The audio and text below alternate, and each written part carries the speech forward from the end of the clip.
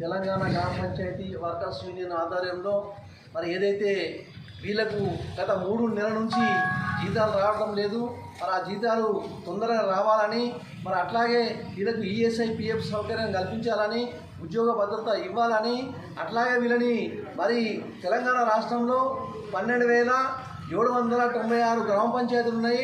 ఆ గ్రామ పంచాయతీలు దాదాపుగా 50,000 మంది కార్మికులు ఇలా పనిచేస్తున్నారు.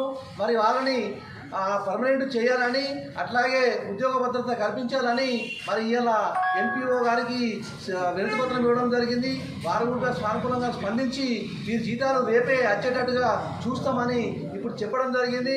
ఏదైతే రేపు జూలై 9 తారీఖు నాడు సార్వత్రిక సమ్మెను విజయవంతం చేయాలని, అట్లాగే ఆనాడు స్వాతంత్ర పోరాటం కంటే ముందు 1996 సెప్టెంబర్ 27 నాడు ఒక కార్మికుల యాక్టు ఉండేది.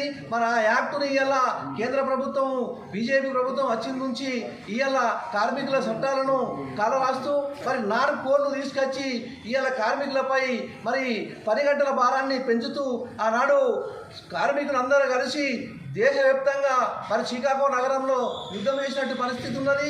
ఆ పోరాటం ద్వారా 8 గంటల పనిదినము, 8 గంటల విశ్రాంతి, 8 గంటలు మరి సెలవు దినంగా ప్రకటించినటువంటి రోజు ఇలా నరేంద్ర మోడీ ప్రభుత్వము కేంద్రంలోకి వచ్చి ఇలా 12 గంటల పనిదినము ముక్కువిడి చేయిస్తున్నది. మరి లేబర్ కోడ్లను కూడా క్యాన్సల్ చేయాలి.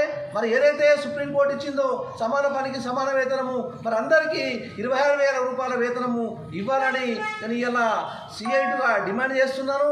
రేపు జరగబోయే ఏదైతే సార్వత్రిక సమ్మె ఉన్నదో కార్మికులు, కర్షకులు, మేధావులు, విద్యార్థులు, మరి అట్లాగే అసంఘటిత రంగంలో పనిచేసే కార్మికులు, మరి ఎట్లయితే ఆ భవన నిర్మాణ కార్మికులు, మరి ట్రాన్స్పోర్ట్ కార్మికులు, మరి పోస్టల్ డిపార్ట్మెంట్ కార్మికులు, ఎల్ఐసి కార్మికులు, ఆటో కార్మికులు అందరూ కలిసి దీన్ని విజయవంతం చేసి సమ్మెను విజయవంతం చేయాలని నేను ప్రజలందరికీ విజ్ఞప్తి చేస్తున్నాను.